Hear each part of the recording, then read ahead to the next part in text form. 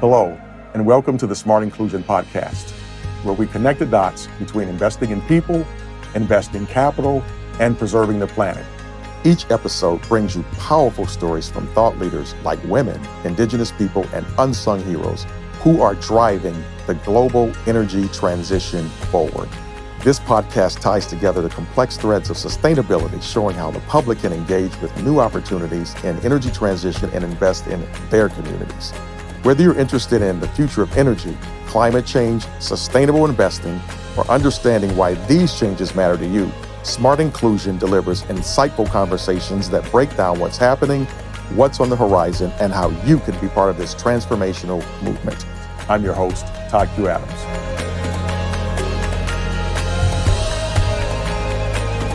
Hello, and welcome to our Thought Leadership series in the Smart Inclusion Podcast. And today, we're focusing on something very, very important. You're going to get a history lesson as well.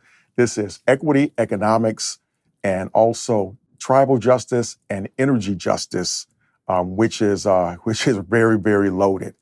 And so really what we're going to get into is what tribal nations are doing actually to kind of change the game in this energy transition, and how they are self-determining and how they are also very focused on energy independence. I'll break all of what that means. And we're also going to have one of our future guests, who is also part of the Navajo Nation, Brett Isaac, also talk about that.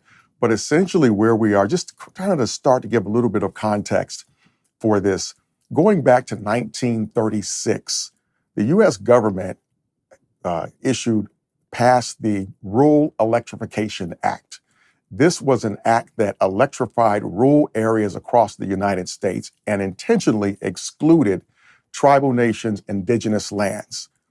The government right now is trying to right that wrong and has publicly acknowledged as such. And so what do you think about it? If you don't have electricity, you don't have an economy, and you don't have really any real quality of life. And life is a struggle.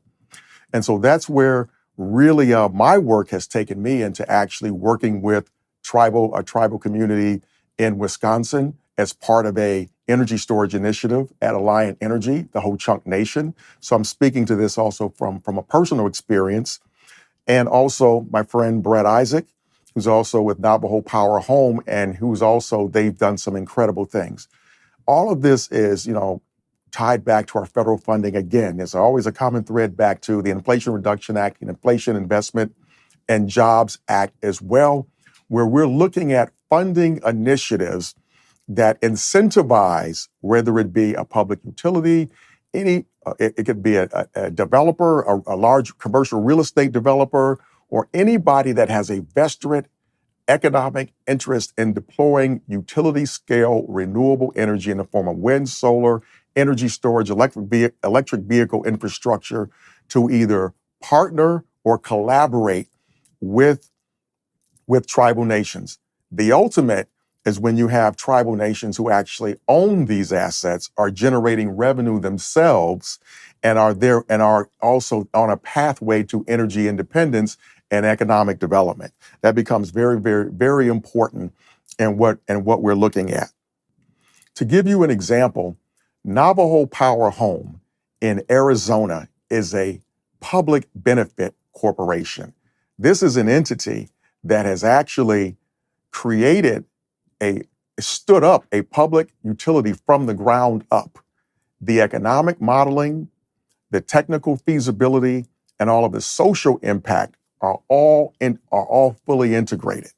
So this goes to the point about equity economics, is that make social impact and economic viability are not mutually exclusive.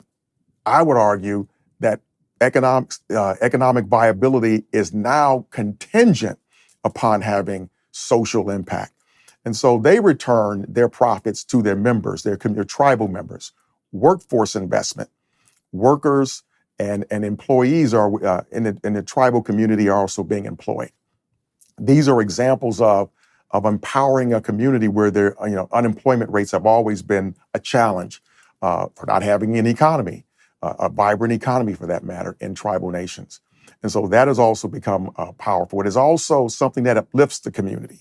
And also ensures that they are able to ensure a better quality of life for generations to come.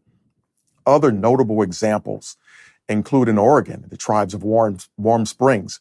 They actually partnered with a public utility and received $250 million from the U.S. Department of Energy as part of a grant as part of a grid resilience initiative that we see. We have an aging infrastructure in terms of our electric grid. Many of us know that from either experiencing storms, weather events, and just kind of all of the new load demands that just from increasing population, growth, and just the electrification of everything from vehicles to heat pumps in homes.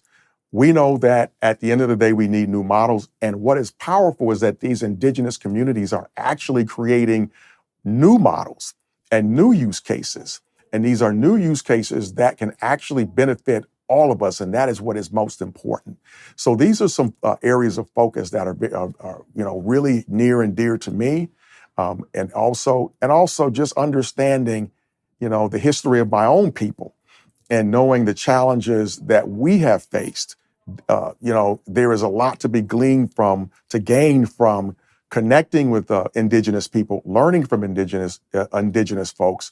And also, quite frankly, I found a lot of common connection because of a common struggle or a similar struggle in the United States. So really what we're doing is saying that ultimately workforce investment, also environmental justice, they get to take an active role in cleaning up the air, because that's another thing. You have a disproportionate amount of poor air quality on tribal lands and indigenous lands, simply because that's a whole nother discussion about decisions that have been made to either put their lands close to coal plants and other carbon emissions that are disproportionately impacting those communities, and which is also a public health concern. These are some of the same issues that are occurring in Black communities, Latino communities as well. So the models that we have are going to be very, very useful, and learning how to apply these even in urban environments when we begin to look at this. So, I would say that pay attention to what's going on. Tribal nations are being actually prioritized by our U.S. government in terms of funding, and they're also finding their own means of private funding, private market funding, and across the capital stack, which is also delivering value to their people. And so with that being said, we really, really, really have to pay attention to what is going on, and some of the most technological, innovative initiatives, some of the most culturally innovative initiatives. And I mean culturally innovation. I'm talking about community and labor engagement. I'm talking about looking at workforce models, working with labor unions, tribal colleges, community colleges. All of these are entities that can benefit by paying attention to this.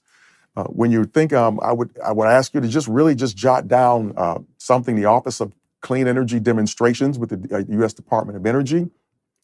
Also, there's grid resilience and innovative partnership grants. These are grants that are in the tens up to hundreds of millions of dollars that are actually being deployed now and over the next decade to electrify tribal lands. We're going to actually demonstrate new use cases for innovative technology in wind, solar, energy storage, microgrids, electric vehicle infrastructure, and tribal nations are actually at the forefront of that.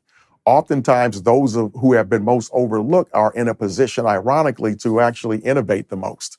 And that is what our guest, Brett Isaac of Navajo Power Home, is going to do. He's going to help us bring it home with his story, his personal story as a member of the Navajo Nation. And just remember that investing in each one of us yields a higher return on investment for all of us. And this is the principle of equity economics. Look forward to seeing you on the next episode.